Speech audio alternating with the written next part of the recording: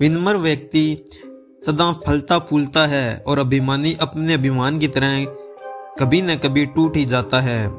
ठीक उसी प्रकार दोस्तों यह एक कहानी है। तो दोस्तों कहानी को पूरा सुनिए। एक राज्य में एक पराक्रमी राजा राज करता था। वह एक कुशल योद्धा था और हर युद्ध में विजयी होता था। आस पड़ोस के राज्य के राजा भी उसके पराक्रम का लोहा मानते थे। एक बार वह एक युद्ध में विजयी होकर अपने नगर लौट रहा था। उसके मंत्री और सैनिक उसके साथ थे।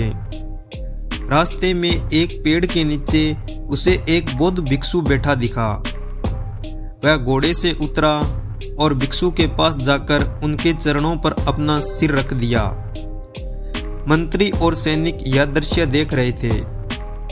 एक मंत्री को अपने राजा का भिक्षु के चरणों में शीश झुकाना अच्छा नहीं लगा। महल में आने के बाद उसने राजा से कहा,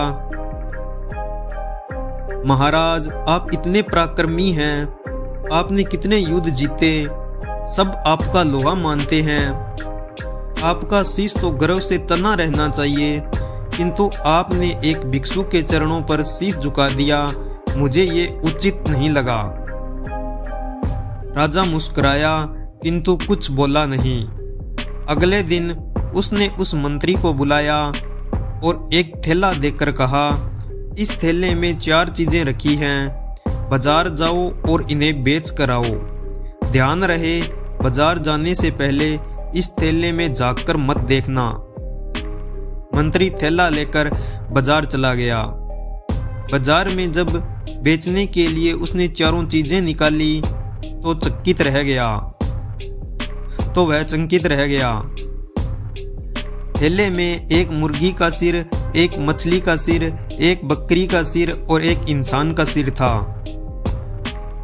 राजा की आज्ञा का पालन उसे करना ही था। उसने मुर्गी का सिर, मछली का सिर और बकरी का सिर तो बेच दिया, किंतु इंसान का सिर खरीदने को कोई तैयार नहीं हुआ। वह उसे बिना बेचे ही राजा के पास लौट आया। राजा को उसने सारी बात बताई। फिर राजा ने कहा, कोई बात नहीं, कल एक प्रयास और करना। अब की बार तुम बिना कोई मूल्य लिए इंसान का सिर किसी को दे आना। अगले दिन मंत्री फिर बाजार गया।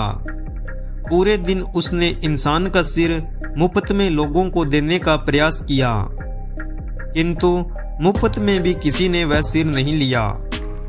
मंत्री वापिस महल लौट आया।